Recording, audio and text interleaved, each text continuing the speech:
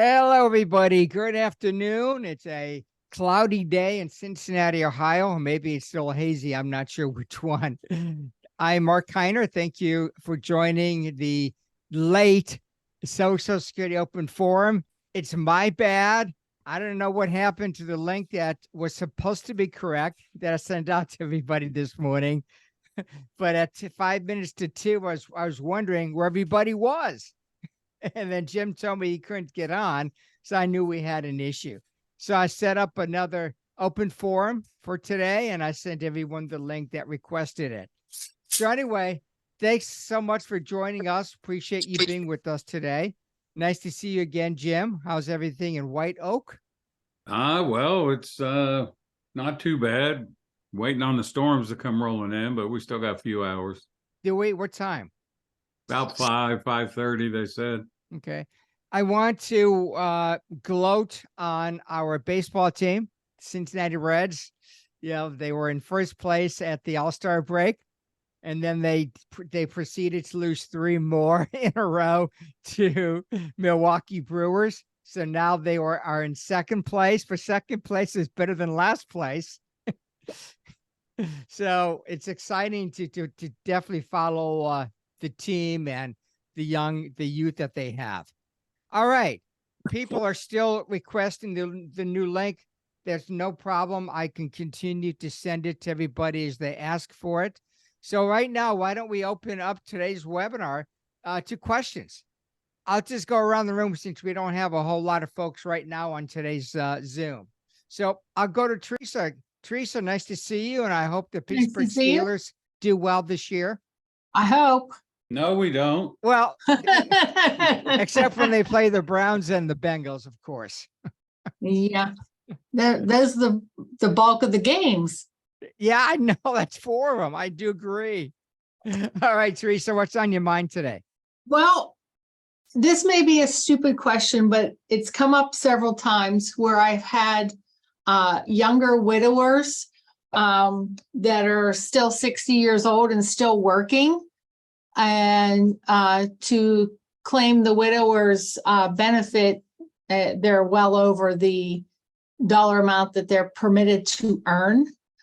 So my question is, so when they either retire or become full retirement age, do they have to alert Social Security that they've either retired or are at full retirement age so they can collect that full amount? And the monies that if they did start collecting early and would have had to pay a portion of it back, when does that come back to them? So it's like a twofold kind of question. Yeah, it kind of depends on a lot of things, and it depends on what the survivor benefit is versus their own benefit. So if it's when it's all said and done, if their own benefit's going to be higher and maybe they're going to wait till 70 to take their own, they would definitely need to file at least at full retirement age when the earnings test ends. They have to file to get the benefit.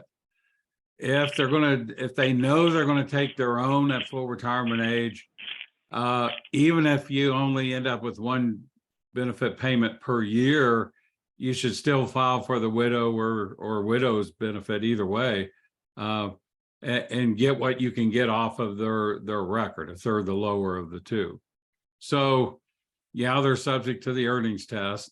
They do have to file to receive the benefit, and if their earnings are so high that they wouldn't draw anything, then they do have to wait till full retirement age. And then that's the point they'll look at.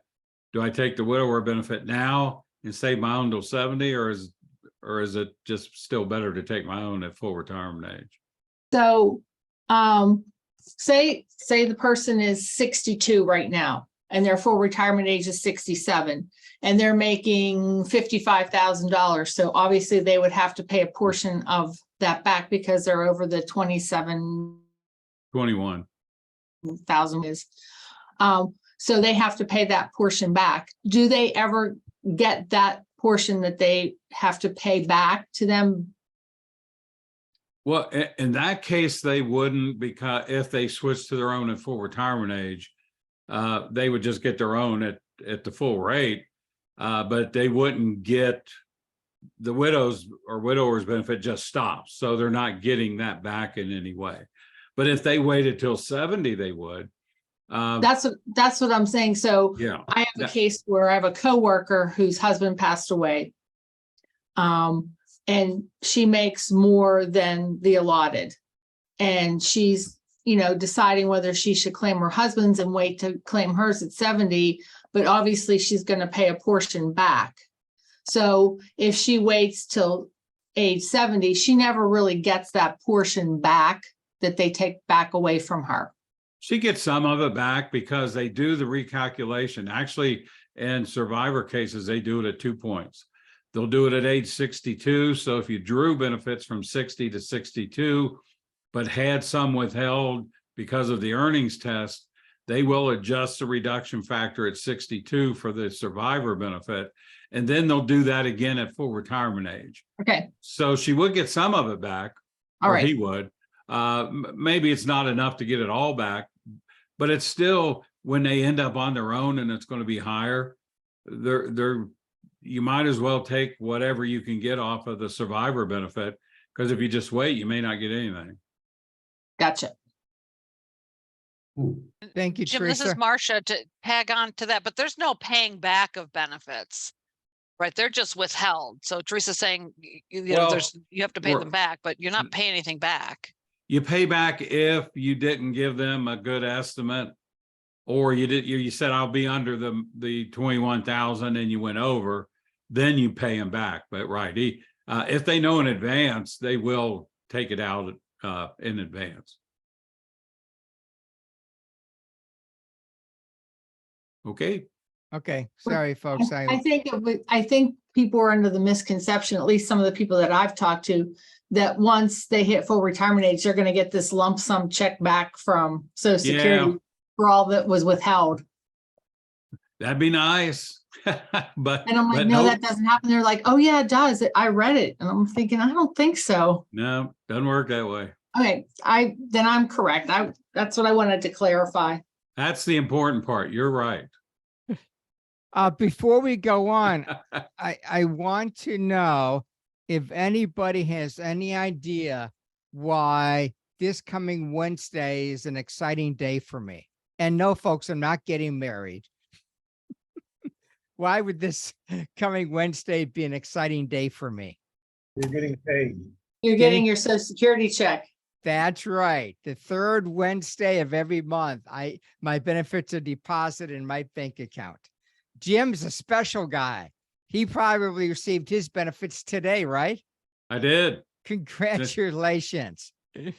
Pat, though, your wife, she has to wait until the appointed day, right?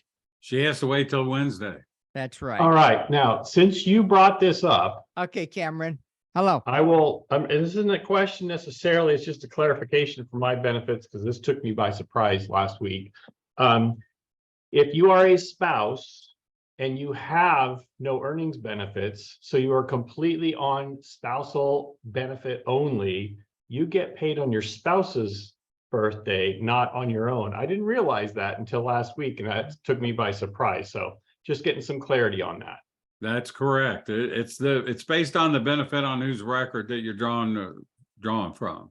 So if you claimed your own benefits though, so what if you waited, you didn't claim your benefits, and then you claimed your benefits and your spousal add-on at the same time? Since you're still going off of your own benefits, you're going to get paid based on your birthday. Right. Okay, let's make sure, because I'd never had that happen before, so I was surprised. Thanks, Cameron. All right. I'll keep going around the squares, but if you want to jump to the head of the class, raise your hand. Until you do that, I'll go around. Let's go to Bill. Hi, Bill. Bill Detzel. Any questions, Bill? No, I don't. Thank you. All right, thanks. Lisa. Hi, Lisa. Hi. Hi. I'm not exactly sure what my question is, but I heard like pieces of information from a lady who talked to Social Security. So maybe you can just clarify on the pieces of information that I heard, because they don't seem correct.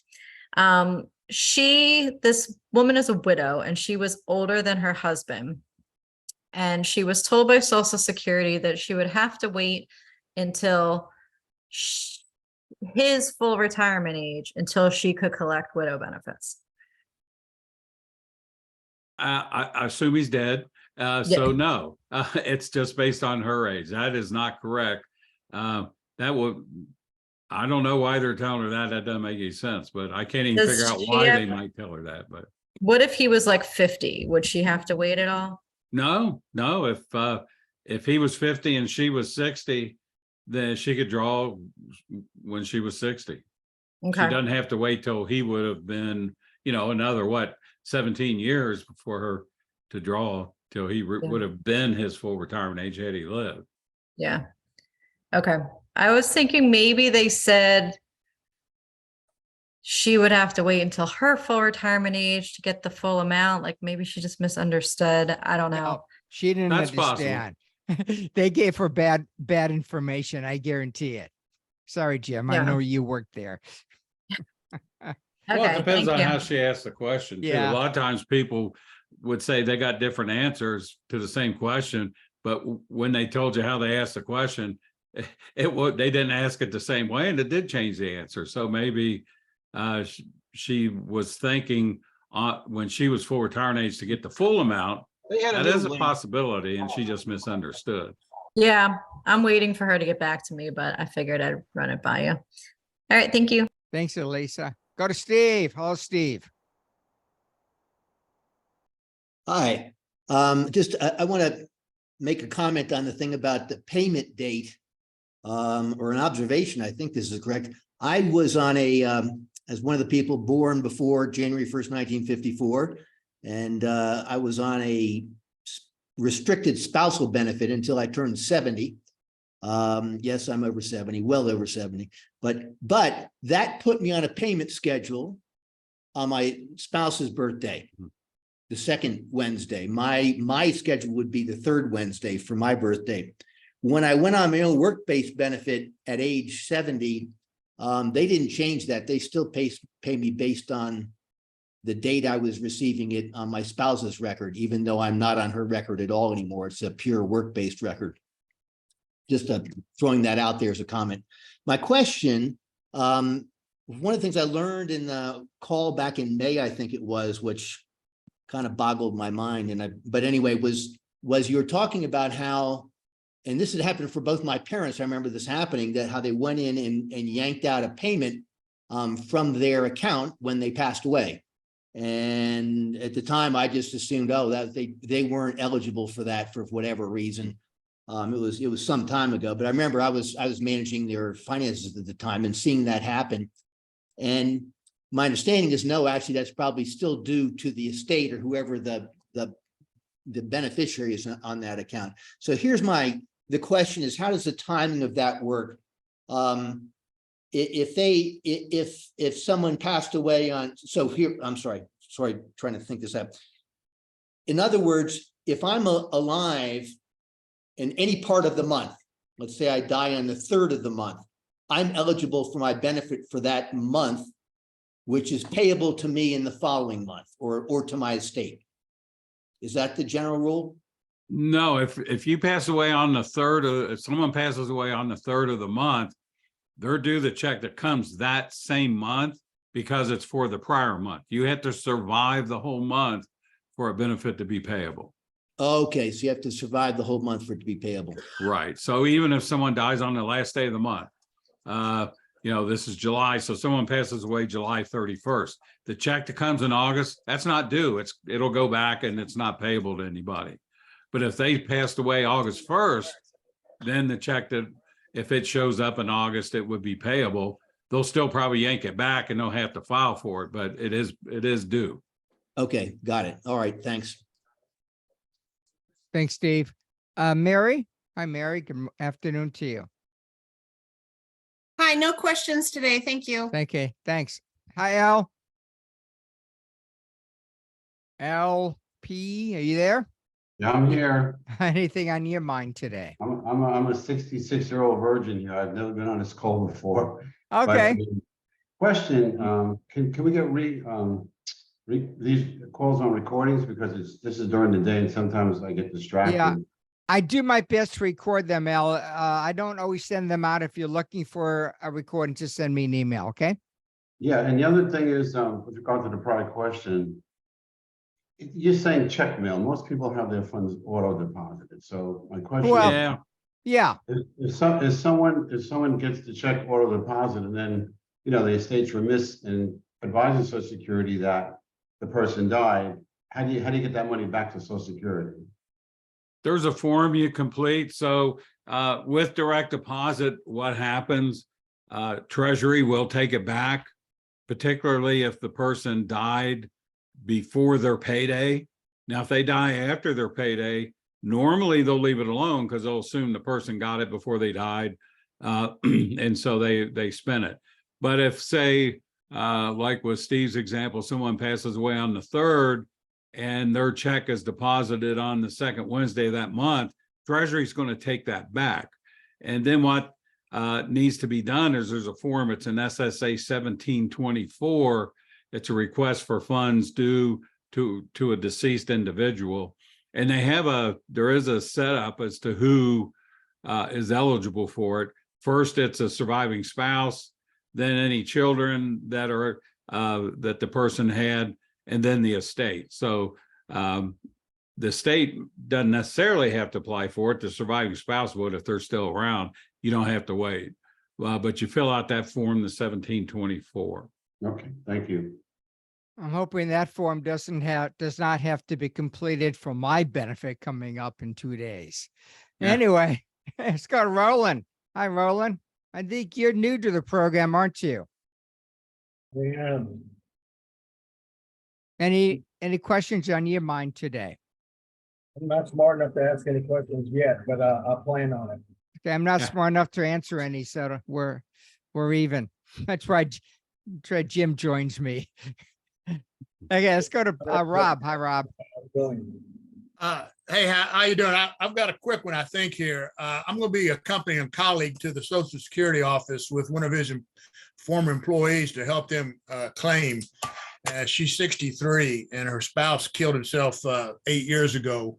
And she's a foreign national who got naturalized. So I was reviewing with him the documents that I thought she was going to have in her hand. And I think that's going to be a certified copy of her birth certificate, a certified copy of the death certificate, a certified copy of the marriage certificate, and a certified copy of her naturalization papers. Was there anything else that I missed in that? Yeah, that's the most that she's going to need. Hopefully she has the deceased individual's Social Security number. She may not need all of that stuff. They may have some of it on file, like they may know about the death and that sort of thing. But it's always a good idea to take it with you if you have it. But that should pretty much cover it. Okay, that's what I thought. I've done it before, but I just wasn't sure. Thank you. Sure. Thank you. Hi, Greg. Greg, you're up.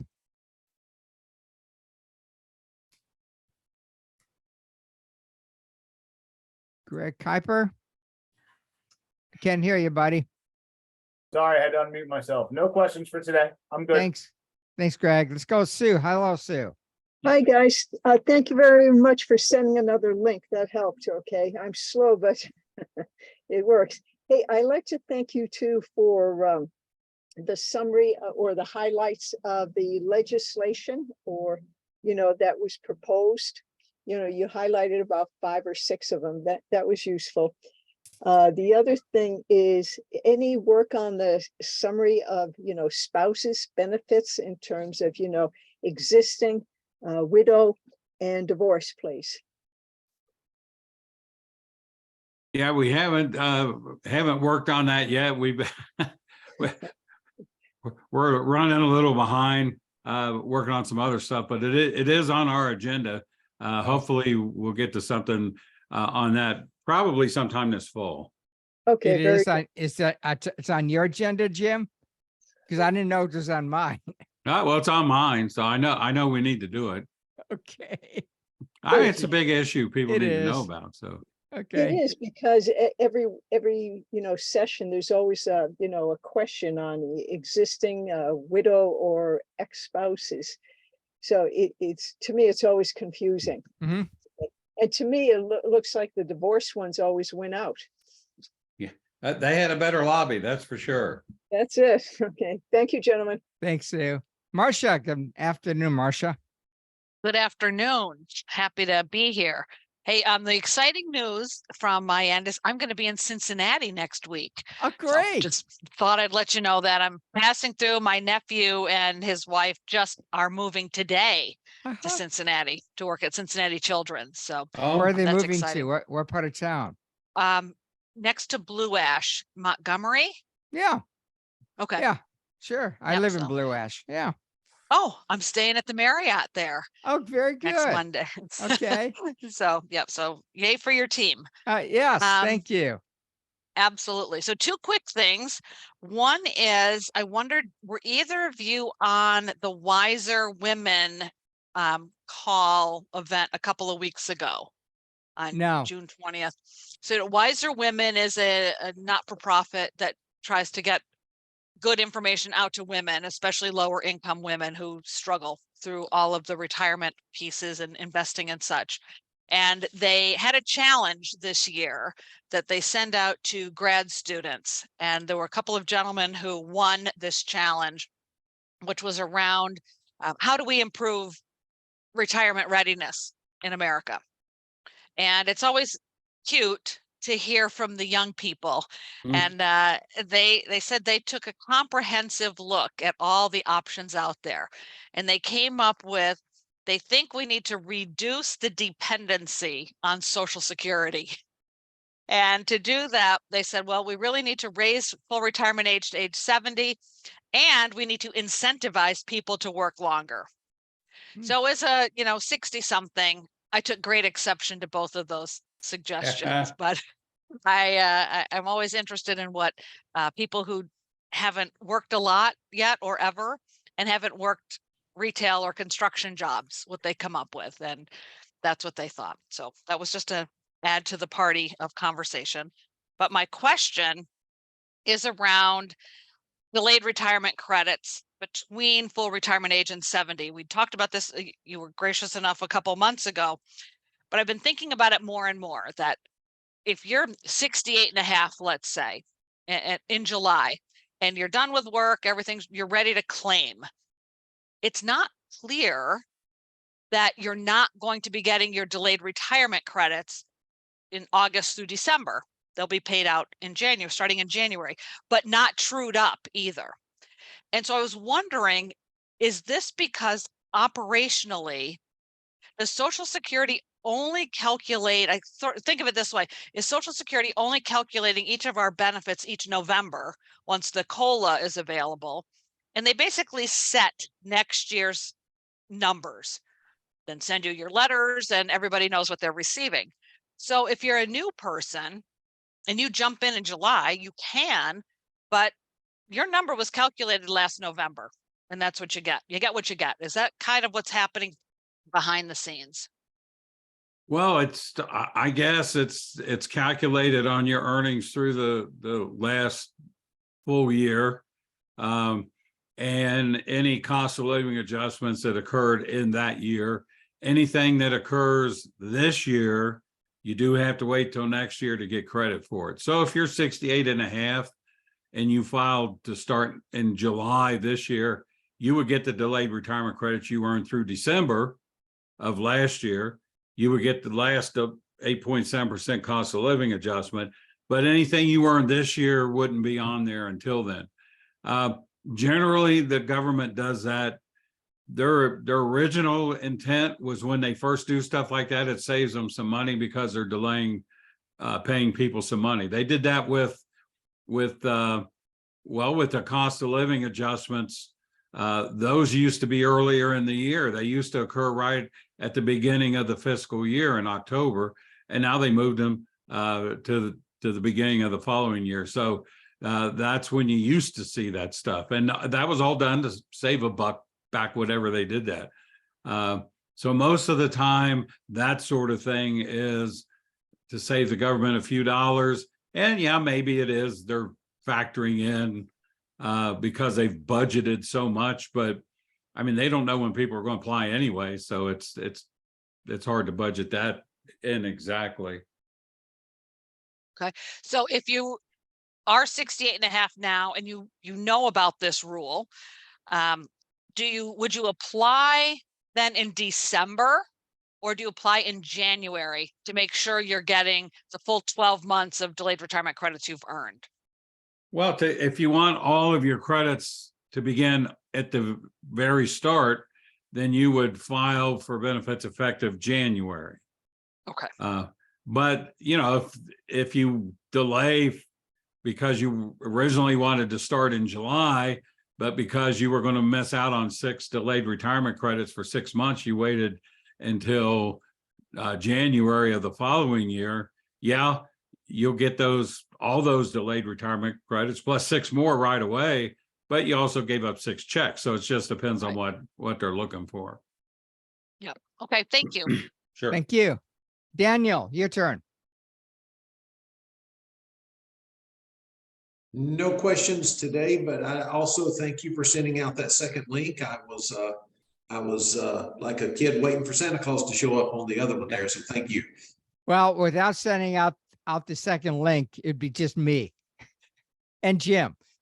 Yeah, you're welcome. And I'm sorry for everyone for the confusion. That's for sure. Let's go to Michael. Hi, Michael. Hey, I have no questions. No, oh, sorry, Michael Clannon. Okay, Oh, Michael. wrong one. Yeah. Either one. Okay, for you at this point. That's okay. I'm just jumping on finally. Thanks, Mark, for sending that link. I don't have anything pertinent today, but just didn't want to miss out. Fair enough. Thanks. Let's go to Michael Tolf. Hi, Michael. Hi, I have Michael, no questions. Yeah, you were sending me all these emails about the time or Well, because it did, but, yeah. No, but I understand. But let me just say, you should have asked me for the right link instead. Well, I didn't know the link was wrong. Okay. Neither did So, I. Yeah. Anyway, any questions, Michael? No. Okay. I'm just thanks, listening. Thanks for being here. All right, let's go to Bob. Hello, Bob.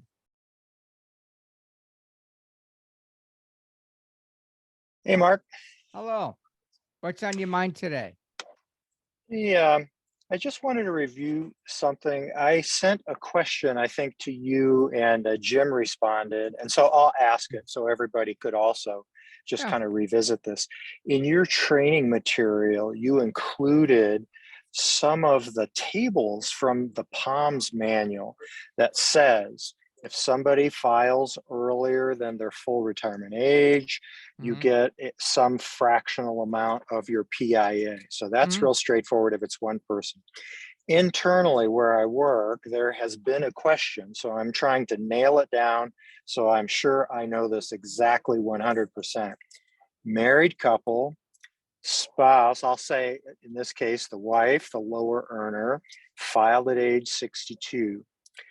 There has been some discussion or assumption inside that, well, she can just wait until she gets to be her full retirement age, and then she can get 50% of the spouse's higher benefit, or essentially the potential spousal boost. The twist is sometimes it's not that black and white. So if she files at 62, and let's say the husband, the higher earner, files for his benefits regardless of his age, if he files when she is 64. So now it becomes a question of what's the right percentage that she's eligible for. The POMS manual also has a table for this, but I just wonder if you could go through that, the percentages based on, when she's filing, because that means since she filed early, her own benefit is permanently reduced. And if the husband files 2 years or 3 years, certainly before she gets to full retirement age, she still gets a reduced benefit. So just wondered if you would comment to that. Thanks. Well, go ahead, Jim. Go ahead, Mark. Okay, but you are right, Bob. Both parts of her benefits will be reduced for age. You need to use both reduction factor tables. The one that's kind of says early retirement benefits, that's kind of for the worker. That will be used for her benefit. And the spousal boost reduction factor table is the one for spousal benefits. So she's going to collect both of those before she reaches full retirement age. You'll need to use both reduction factor tables. That makes sense?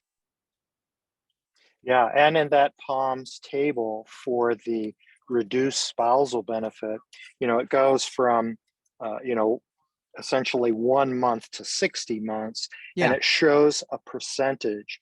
So that percentage, I believe, is applied to her spouse's PIA. They don't get 50%. It's the amount of reduction off of that PIA. Well, it's really applied against her spousal boost. Oh, that's the distinction. Yeah, It's yeah, not the the spou- PIA. No, It's the it's a differential. spousal boost. Am I Okay, right, great. Jim? Am I guessing? Right, to figure her spousal benefit, you take his PIA, divide it in half, you subtract her PIA. And whatever that difference is, that's what gets reduced, whatever the percentage is for the number of months. And the spousal part, the reduction is the number of months she's starting the spousal benefits before full retirement age. So at 62, hers is reduced at 62. If when her husband files, she's 64, the spousal reduction is based on age 64. Yeah, about 16.7%. I'm looking at the table right now. Oh, okay. Yeah, so and she's never going to end up with 50% of his benefit.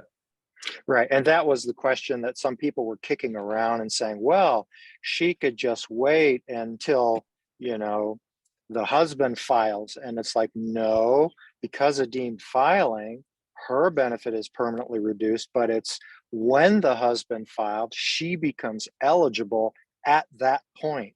That is a portion of the differential that gets reduced. So it won't be 50%. Right. And even if she took hers at 62, but when he filed on his, she's now full retirement age, the spousal part may not be reduced, but her part of it is still reduced. She's still not at 50%. Right, correct. And that's a big misconception out there. And Thanks, confuse you even more. If she was born by the magic birth date of 1/1/54, she can wait until her full retirement age to claim that spousal boost, even though she might become eligible beforehand because her husband files for his benefits before that time. She can wait, and then she'll get 100% of that spousal boost and won't be reduced for age. Right, But as a restricted application. yeah, well, I'm not really saying it's going to be as a restricted application, but if you were born by 1/1/54, you do have that option That to option. kind of, to kind of get around deemed filing. Well, more appropriate, you did have that option. Now those people are 69 and however many months, Yeah, they're already full retirement age. So yeah. Right. Oh, good point, Jim. Now that confused everybody. yeah. Thanks, guys. Hey, time wise, I'm not sure your name. Hi, everybody. My name is Sarah Rentschler. Oh, with hi, Time Sarah. I know you. Financial. Hi, good. Thank you for having me on. Sorry, I was Huh? a little bit tardy to the party, doing some straggling taxes, so always fun. Yeah. And any questions, Sarah? No, just super grateful to be here. I always get a lot out of this. It's nice to know, that I'm not the only one that kind of struggles thinking through all this stuff, and it's nice to hear Jim and Mark, the way that you guys explain things and where you go first to start explaining things to us, because that's how we can then start explaining to the clients that are even, further removed from, knowing the palms back and forth. I just go to Jim first. Yeah. All right. Thank you, Sarah. Allison. Hi, Allison. Hi, nice to see you guys. I'm glad to be here. We have a special needs planning firm, so all the I know. families that we work with have special needs kids just for the other people that are there. So we have always we have complicated situations, but we have a family that has 3 disabled children, adult children, that's disabilities began prior to age 22. And a wife that worked for the Texas retirement system, which means she didn't pay into the Social Security Administration. And so she does not have her 40 quarters. So essentially that would equal 4 people drawing off of the spouse's record. And we know that there's family maximums. So my first question is, it seems to me that on the Social Security Administration, the family maximums, it's kind of vague because it's a range of percentage of family maximums, like up to 180 or 88% or something like that. So how does that range get determined? I mean, not to get too antiquated, but how does it work for this? And then my last question related to this specific case. So she had a TRS pension that she cashed in, but she had it, no question. So she would still be, WEP would still apply to her, correct? GPO would apply to her because she doesn't have her GPO? 40 credits. So she's subject to government pension offset. That means after family maximum and they figure out what everybody's benefit is going to be, they'll deduct from her 2/3 of her non-covered pension. Now, because she cashed that in, what they'll do is they'll take her age when she cashed it in and the amount of that money, and they have formulas, but basically they look at what her life expectancy is and they divide it by that number of months, and they would use that as a monthly benefit amount. So if she cashed in, $1 million, and they said you have 20 years left, so that's what, 240 months. I don't know. Don't check my math, but they would divide the million by 240, and that's what they would say. That's your monthly benefit amount. And so in her case, 2/3 of that would come off of her benefit. She may not even want to apply because even with 3 kids, the family maximum still going to apply. They're going to get the most amount of money. And at least none of it then is offset for the government pension offset. The way family maximum works, it's somewhere, you're right, between 150 and 185% of the PIA. And it's in Palms, they have a calculation for family maximum, and you take the person's PIA and it's based off of that PIA. Probably most of the time, particularly if the person's a higher earner, it's going to be 175% of the PIA. I don't know offhand what that is. If you want to email me, I can get you the Palms reference, or if anybody else wants it too. And if you want, we can go over that and I can show you how that works and how you would figure the family maximum. But then when they pay the benefits, what'll happen is if they all apply, then they'll take the family maximum divided by 4 is the parent they're drawn off of. Are they deceased or are they drawing a benefit? Everybody's alive and nobody's drawing yet. Okay. We're making recommendations. So they'll take the family maximum, subtract the worker's PIA, and whatever's left, they'll divide it 4 ways. Her part of it's going to be reduced for government pension offset. So instead of her applying, just the 3 kids will apply, and then they'll divide it 3 ways. And that way, none of it is subject to government pension offset. That's good. I have one last question on GPO. In the example of another person that works for hasn't paid into this, they don't have 40 quarters, the spouse has died. Is GPO applicable to the widow's benefits? It is. And the big difference is sometimes because of GPO, there's no spousal benefit that's payable because that's based on half of the PIA. Whereas if they become a surviving spouse, a widow or widower, they may be eligible for something because now the GPO is applied against 100% instead of 50%. But it's still applied against whatever the benefit would be. But in that example, for somebody that's close to their 40 quarters, and like real close, it would be in their best interest to go ahead and get those, right? If they Could could. very well be, right, because WEP never Okay. wipes out a benefit where GPO can. So if they're close, they may be better thank off you. getting a part-time job or a job doing something to get those extra credits, and then at least get something. Great. Thank you so much. Sure. Thank you. So I want to let you folks know, since we did start a bit late today, I'd like to extend today's session to 3:10 Eastern time. If you need to bow out, I will understand that. Jim, in the meantime, pick two numbers between 1 and 24.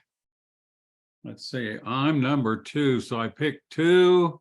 Oh, okay. Not number 2 in my book. Yeah, That's what hey, counts. I'm number 3. I don't try at all. I don't know if you remember the old car rental commercials. We're number 2. We try harder. Somebody was number 3. They don't try at all. That's me. Let's go with 6 and 19. Okay. 1, 2, 3, 4. So Roland, you are a gift card winner, $50. And that's 6.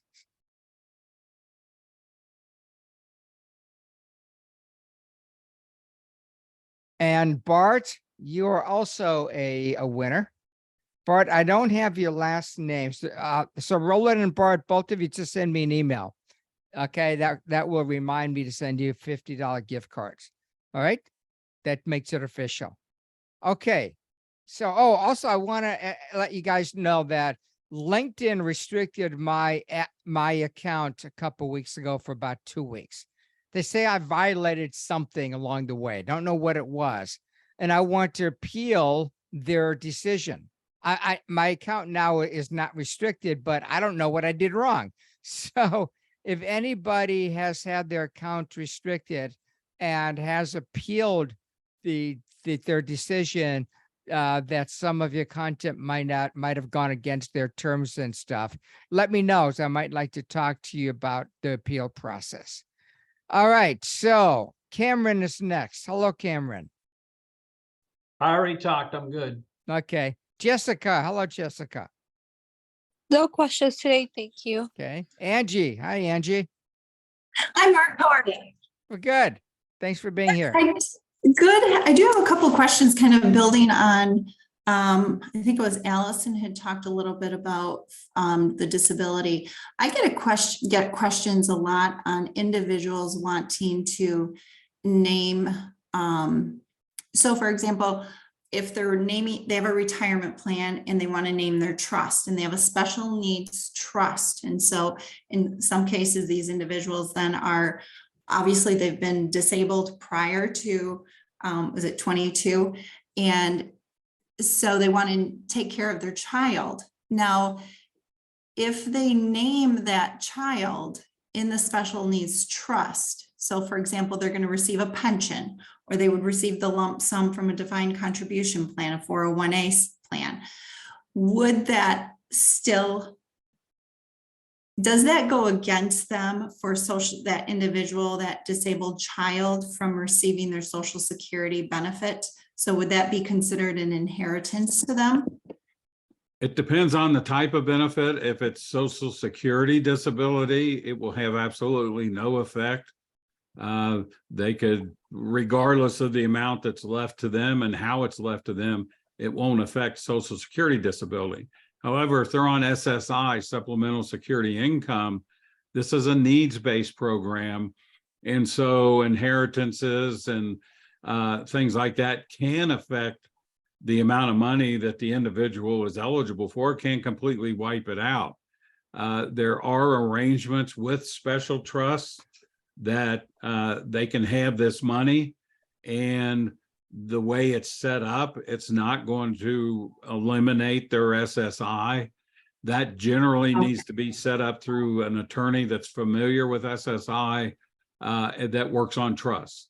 And they work with the people through the office. But if it's regular Social Security, you know, the person, their parent was on retirement or disability, or their parent passed away, there's no need to worry about that. They still want to set it up so the person has the income once they're gone, but it's not going to affect their benefit. But if it's SSI, it's particularly sensitive because they don't want to lose that benefit.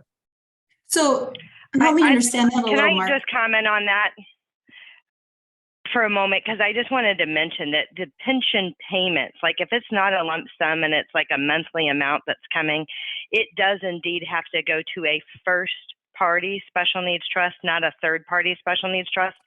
The way we leave money to a special needs child that doesn't count against for government benefits, like an inheritance would be a third party special needs trust. But if it is monthly income, like for instance, a pension, it has to go to a first party. And I just wanted to mention one other thing, because this has been a big deal in our practice. The law changed in 2015 because it used to be that military pensions could not go to a first party special needs trust. It's like the Howard P. Buck military, some kind of law. It changed, and military pensions can be redirected to a first party special needs trust to preserve eligibility for government benefits. So we just learned that this year, and I just wanted to share it. Okay. No, I appreciate that. Thank you. Angie, any follow-up going- questions? Yeah, just going back a little bit to what Jim was saying. So in this case, this is where it was he's an adult child now, and he was disabled from birth. And so now if this individual is now 32 years old, he's receiving basically the disability off of his parent then, correct? And so then, generally in my cases, I end up telling them if they're establishing a special needs trust, I refer them back to their attorney and that they should contact Social Security, understand the impacts. But so in that case, if there was, they've been a disabled child and they were, since birth, they're 32 now, still receiving disability. Is that considered then any type of an inheritance? So then that could impact them still, correct?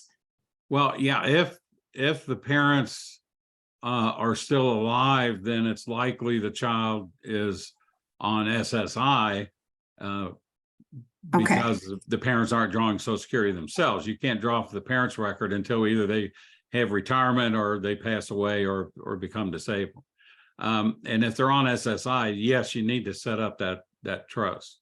Okay. Then one other just quick question, kind of following up from Teresa on that widowers. And so if I was understanding you correctly, because we had just started today's session, somebody then working, they're still working, so they could be making $90,000 a year. And are we saying then that it's still beneficial for them to start collecting their widower's benefit already, even at age 60 when they're still working? Probably not somebody earning that much money. There will be a cutoff where the annual earnings test would take all the money away. But so we would have to look at their income and figure the earnings test to see how much would be payable in that year. And if there is a check or two or more payable, then they may want to go ahead and apply. If there's no checks payable, then there's no sense applying. Okay, so in other words, based on their earnings test, where they are with earnings, even if they're going to get some of the Social Security, it may be beneficial then for them to draw on that earlier as opposed to just waiting. Yeah, in a lot of cases it is. Yeah. Okay. Oh, great. Thank you so much. Very helpful. Sure. Thank you. Hi, Missy. Let's go to Missy. Missy, you there? Here you go. Here. Hi. A little slow with the mute button. What can No I say? problem. What's on your mind? Nothing. I don't have anything today. Okay. Thanks, Missy. Thank you. Bye. Bye. Bart, you're next. Hi, Bart. Yes, so I got a guy, his full retirement age is 65 in 10 months, which he will be at in, or maybe 66 in 10 months. He'll be at there later this year. I'm recommending him because he's got a couple pensions that, he'll lose when he passes. So the spouse, all she's going to have left is the one Social Security check. If she starts collecting, she's a year younger than him. If she starts collecting before full retirement age, she's still going to get a discount on that, on his check when he passes. Is that correct? No, well, if she's if she starts her spousal benefit before her full retirement age, that part's reduced. But if when he passes away, she's full retirement age or older, she'll still get 100%, no reduction. Okay, so she could start collecting early and take a little bit of a hit on hers. But when Yeah, it won't when- carry over to the survivor. Okay, okay. So she'll get the full amount when she gets the second check, but she'll always have her discount. Well, when she switches over to widows, even if she took her own and took it at a reduction, that won't matter. She'll still get an amount equal to 100% of his. Okay, very good. All right, thank you very much. Thanks, Bart. Let's go to Phil. Hi, Phil.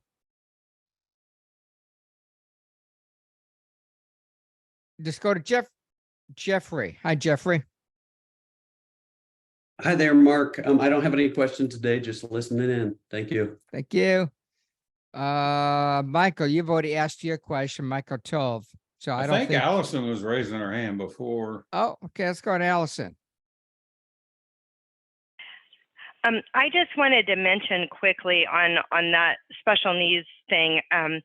So in the example that your family is a disabled adult child and they're getting benefits under the parent's record and they're no longer getting SSI, oftentimes you still want that money to go to a special needs trust. And the reason why is you want to continue their Medicaid eligibility.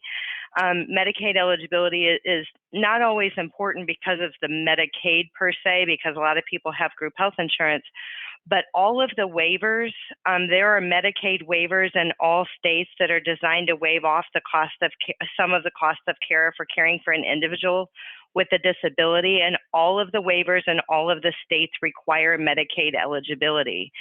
So before it doesn't go to a special needs trust, I would suggest looking at how important the Medicaid is and whether or not they're getting a waiver. For example, there's some waivers in the state of Texas that the budget is $340,000 a year. So if I have a special needs child, that is a lot of money to help offset the care needs of that individual. So anyway, I just wanted to mention that because a lot of times people forget that Medicaid piece and no more than $2,000 in their name, even though all the other stuff doesn't matter for SSDI purposes. Yeah, that's a good point. A lot of times we talk about, will it affect SSDI, and maybe it won't, but there are other benefits that the individual could have. And also, if you're on SSDI, after 2 years as a child, you'll be eligible for Medicare. And if you're still eligible for Medicaid, they pay the Medicare premium. So that can be an important part for the child too. So yeah, that's a good point. Hey, Jim, just a comment on that. Sometimes we have clients who have used this little technique related to a special needs trust. A special needs trust can't, even though it can receive those kinds of income streams as you've all been talking about, that's fine. So it's not in the name of the individual. So it protects that. But you cannot have the special needs trust make regular payments like for a living facility or something like that. So what I've seen some clients do is take money from the special needs trusts to fund an ABLE account, which can make regular periodic payments for home and living purposes. So it's just different rules that apply to those two types of accounts to hold assets.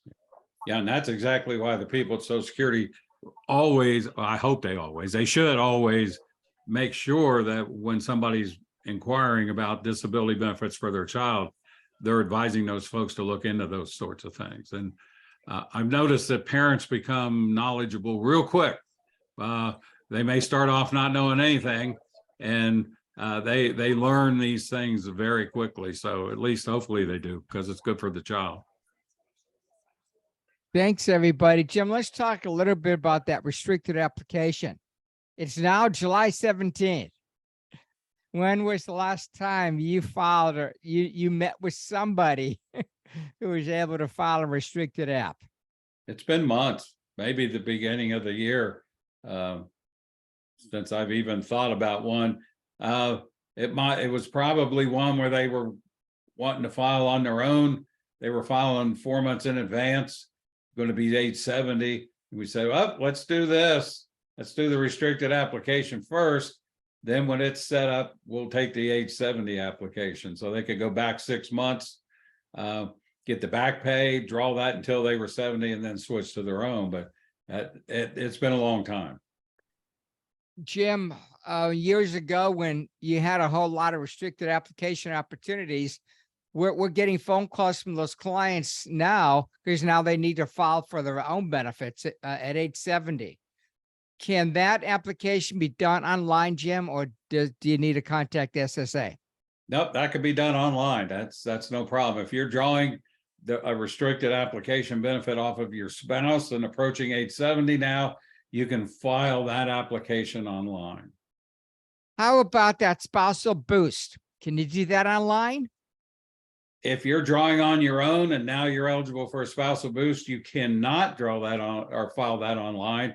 You have to contact Social Security and do that through their actual system. Any reason as to that, Jim? I couldn't tell you. It's probably just they didn't set it up to do that yet. Is that amazing? Such a simple fix. Definitely. We're going to end now. Just one final call for any additional questions from anybody. Okay, we will end today's open forum. I do apologize about their link, and I will check the link for next 2 weeks from now and make sure that's correct. Thanks, everybody. See you later. Thank you. Bye. Thanks.